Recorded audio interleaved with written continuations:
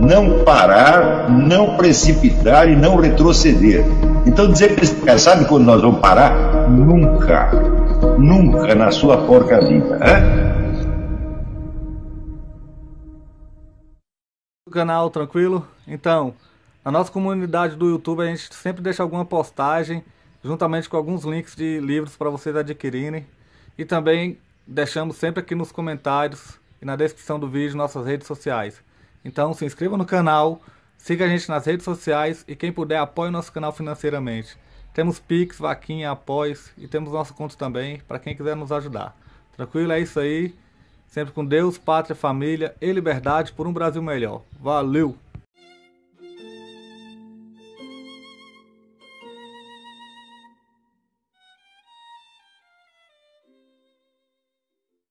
Porque o que é a literatura? São escritores que exploram diferenças de nuances que ninguém tinha percebido antes. Ou seja, a língua literária é uma língua na qual nenhum objeto tem, vamos dizer, um signo fixo e nenhum signo tem um significado fixo. Tudo pode mudar e toda interpretação depende do contexto humano real, da situação humana real. Todas as palavras mudam de significado conforme a situação, e aprender literatura é aprender exatamente como isso acontece, como isso se faz. Se o sujeito não tem cultura literária, ele só pode lidar com códigos de significados fixos. Como, por exemplo, na mecânica de automóveis. Cada peça tem um nome, se você falar aquele nome, você sabe a quem se refere, porque a correspondência é imutável. O número de pessoas que raciocinam assim, hoje em dia, é imenso. Eles não têm ideia de nuance, né? Porque não tiveram formação literária. Isso as melhores pessoas. Eu vejo pessoas assim, inteligentes, que tem valores morais, etc. Eu vejo como as pessoas escrevem, é uma coisa horrível. Eles não têm nenhum domínio do idioma português, não tem mesmo.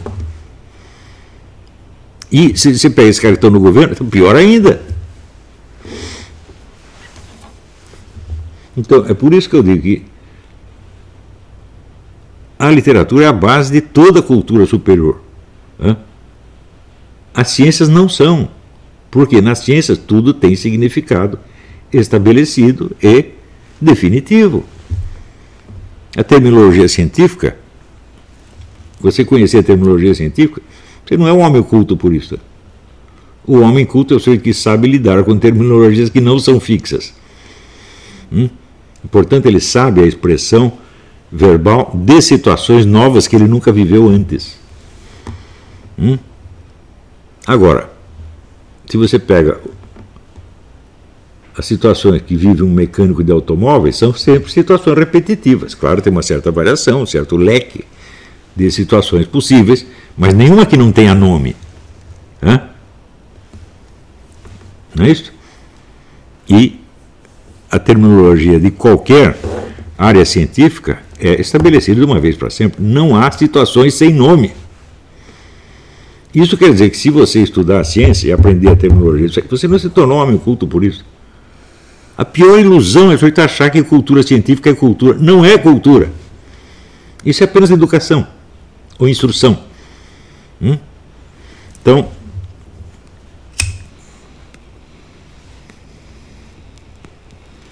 outro dia me enviaram uns vídeos de uma menina que faz umas análises sobre política internacional, né, próxima guerra, etc, etc, etc. Não está ruim o negócio, porque ela estudou, mas é o seguinte, ela não tem cultura literária, nem histórica, na verdade. Ela leu só a bibliografia especializada. Quando ela acerta, e quando erra, o negócio é monumental. Então, por exemplo, a ideia que reaparece muito nos comentários dela de que existe a classe dominante, os governantes bilionários, que determina tudo. Eu contei para vocês o que se passou comigo com o Jorge Soros, né?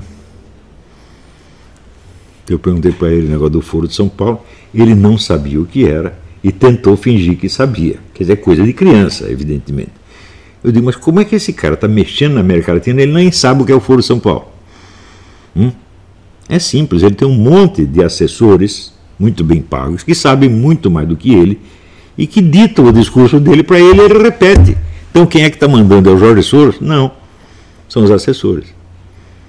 Se você pensar, você pega os bilionários e líderes políticos do mundo, eles não têm 1/1000 da cultura que precisa para tomar as decisões que eles tomam. É a classe científica que toma. Né? É a classe universitária, a classe acadêmica manda neles. Esta é a classe dominante hoje. O resto realmente não é, são apenas poster boys. Se você pensar, por exemplo, será que o Putin manda muito?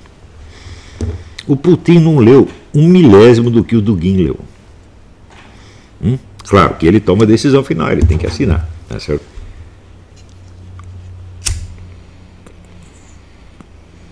Mas eu duvido que ele entenda a sua própria situação melhor do que o Dugin entende. E assim por diante. Cada governante tem milhares de assessores que são 1 bilhão de vezes mais cultos, informados e sérios do que eles. Então são esses que mandam. Agora, se você continua raciocinando na base, vamos dizer, da classe dominante, David Rockefeller, George Soros, etc., meu Deus, você está lidando apenas com fantoche, com poster boys. Esses caras não mandam nada, literalmente nada. Né? Você vai ter que escavar muito para você achar quem são os cientistas que estão por trás deles. Provavelmente você jamais ouvirá o nome desses cientistas, só se você for fizer um estudo especializado, aí sim. Você sabe de onde saíram as ideias. Mas pode haver, claro, também o caso de um sujeito que seja um milionário, que seja um grande cientista. Pode acontecer. Mas, em geral, eles estão abaixo do requerido. Se você vê esses caras da indústria, tipo Elon Musk, etc., você fala, não, ele não está à altura dos problemas do que ele está lidando. Tem alguém por baixo dele muito menor que ele. Né? Então, a ideia de que o dinheiro move o mundo, você já parou para pensar nessa frase? Como é que você usa o dinheiro? Dando dinheiro para os outros. E para os outros fazer o quê? O que você quer? Isso supõe que você pensou antes deles, pensou melhor que eles, você sabe o que eles têm que fazer, você paga para eles fazerem. Isto não acontece. Simplesmente não acontece.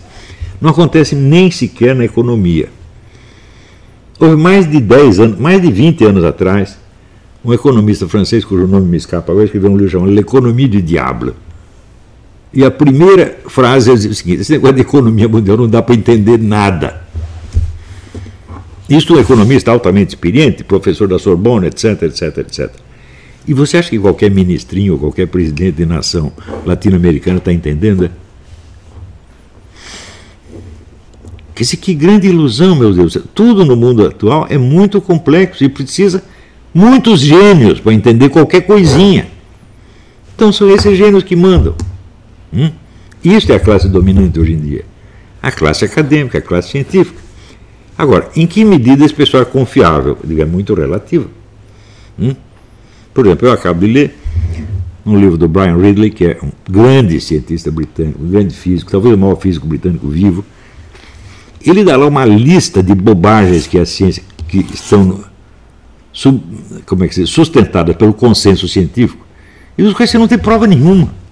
E todo mundo acredita, todo mundo repete aquilo. Um exemplo, o tal do combustível fóssil. Não existe nenhuma prova de que petróleo seja combustível fóssil. Nunca houve nenhuma. E tem várias provas de que não pode ser. Por exemplo, o combustível fóssil tem vanádio. Você conhece algum ser vivo que tenha vanádio na sua composição? Não. Então como é que o vanádio foi parar lá? Então existem vários indícios de que as coisas não são assim. Mas no Brasil, se você diz isso, aparece um monte de gente revoltada. Sabe por quê? Porque o Brasil não tem uma classe científica capaz de governar esse país. E este é o nosso problema. Né?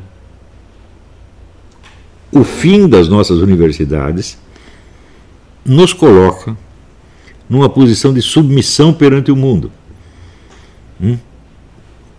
Não é um problema econômico, é um problema do capital intelectual. Nós não temos.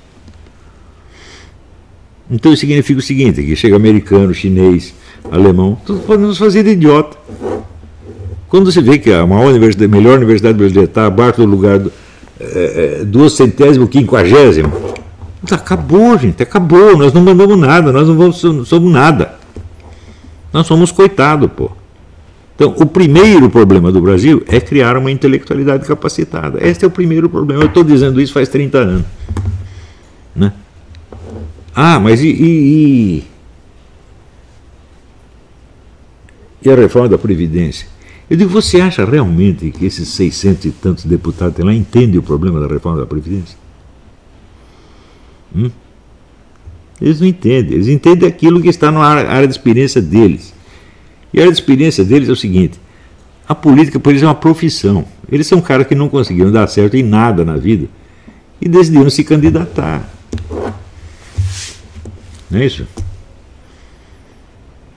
Se você pensa assim, quem era, sei lá, o Kim Catacoquinho? Antes disso ele era nada. Então a primeira profissão que ele arrumou foi de político. Tem muitos políticos que são assim. Eles não tiveram nem tempo de estudar o assunto. Então, eles dependem inteiramente de quem os está informando, quem está educando, etc, etc. E quem os está educando? É um bando de charlatão. Esse pessoal da ANPOF, essa é a classe universitária brasileira, que é um bando de analfabeto. Não é analfabeto funcional, analfabeto. Eu não estou brincando, gente. Esse pessoal da ANPOF, cada vez ele me surpreende mais.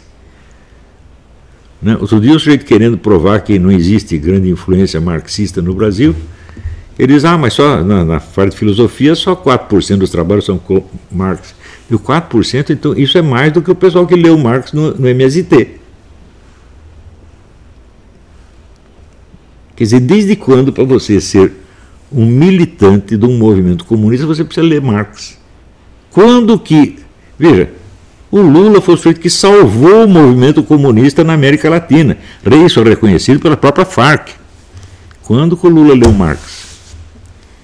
Nunca nada. Isso eu asseguro para você, nunca nada. Nem o Manifesto Comunista. Então o que tem a ver uma coisa com outra? O sujeito acredita realmente que, né, a militância comunista se forma na universidade lendo Marx? Não.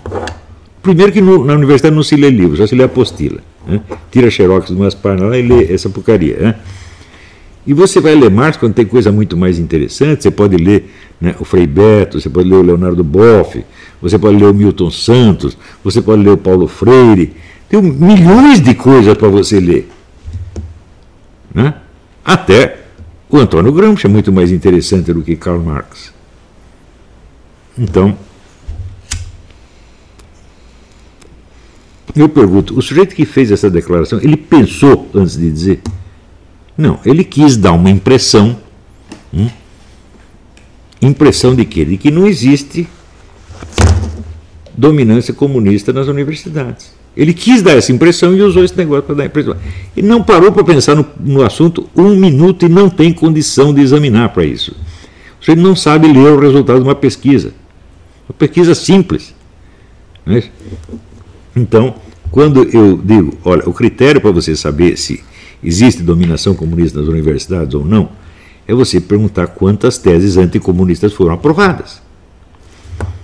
Se você conseguiu banir, né, totalmente o seu inimigo do espaço, ele não tem mais espaço para ele, para que você precisa doutrinar as pessoas?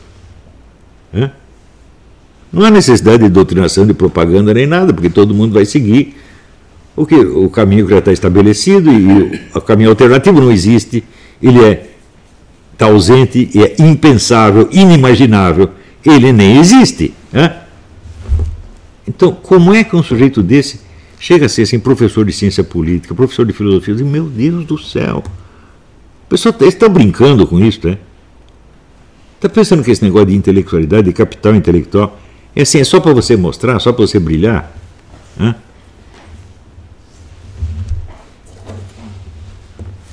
Nós estamos num país onde pessoas dizem, o Kim Catacoquinho é um menino culto e o Mourão é um homem culto. Eu falo, acabou. Mas acabou.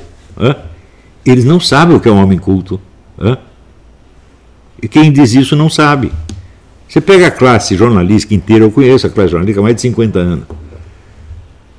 No tempo que eu entrei, ainda havia nela, digamos, uns 3% de homens cultos. 3%. Não mais do que isso. Hoje não tem nada. É zero. Mesmo porque nós temos o seguinte problema. O sujeito entra na universidade e ele tem que acompanhar as últimas produções da área dele. Isso significa que ele não tem tempo de acompanhar a história da disciplina dele. Né? Então, por exemplo, outro dia eu vi um sujeito num programa sobre o Robert Jauss, o inventor da estética da recepção. Sempre me pareceu um picareta. Né? E aí descobriu que o cara tinha sido nazista. Né? Fala, bom, agora vocês ficaram um ano estudando esse cara, tá certo? E ele modificou lá umas coisas que tinham sido descobertas pelo Ernest Robert Curtius, esse sim, um grande historiador da literatura. Eu digo, bom, o tempo que você ficou estudando o Jauss, você devia ter permanecido no Curtius. Ah, mas o Curtius está ultrapassado. Ultrapassado por quem? Pelo Jauss. Que negócio de ultrapassado é esse? É? O que quer dizer isto? Eu leio o Jauss, eu só vejo besteira, eu só vejo coisas, impressões. Por quê? Se o texto, a ordem interna do texto, o significado do texto é dado pelo público, pela recepção, e não pela intenção do autor, tá certo? Então simplesmente não há uma obra literária da qual você possa falar. Porque essa recepção, por sua vez, existe a recepção da recepção. Ou não? A recepção não é fixa. Não é uma substância. Né? Ela é uma impressão que alguém teve. Quando esse alguém explica a sua impressão, o outro tem uma outra impressão. E o outro tem uma outra impressão e assim por diante. Então, estética da recepção é empulhação. Não existe estética da recepção. A recepção de um livro qualquer é um negócio ilimitado. Cada um que lê tem uma impressão. E você dizer que é nesta impressão que está a verdadeira obra de literatura e não no intuito do autor? Ora, meu Deus do céu, isso aí é pior do que ideologia de gênero, pô. Aquele negócio do, como diz o Afonso Lopes, né? Se você pensa que você é homem porque você tem um pipiu, é porque você não foi na escola. Né? Então, para saber que sexo você tem que ir para a escola. E daí chega na escola você aprende que existe 70.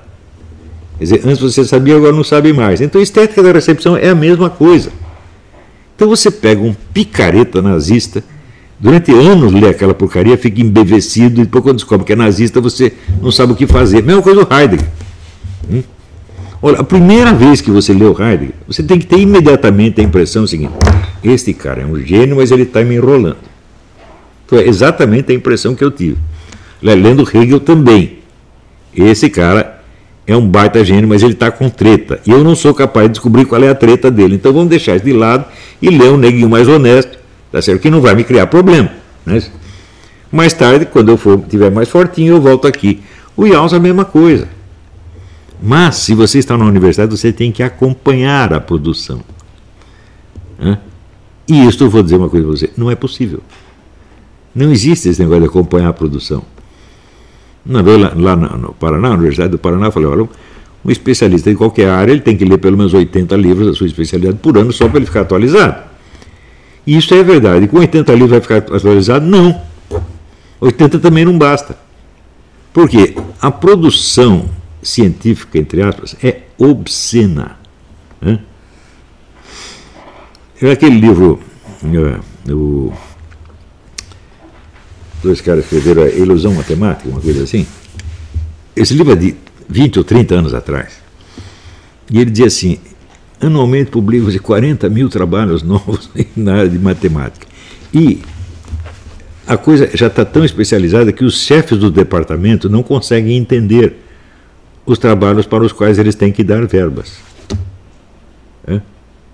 Quer dizer, eu sou o diretor do departamento, os caras me trazem um trabalho para ver se eu dou uma verba para ele ou não, mas eu não consigo entender o trabalho dele, porque é muito especializado.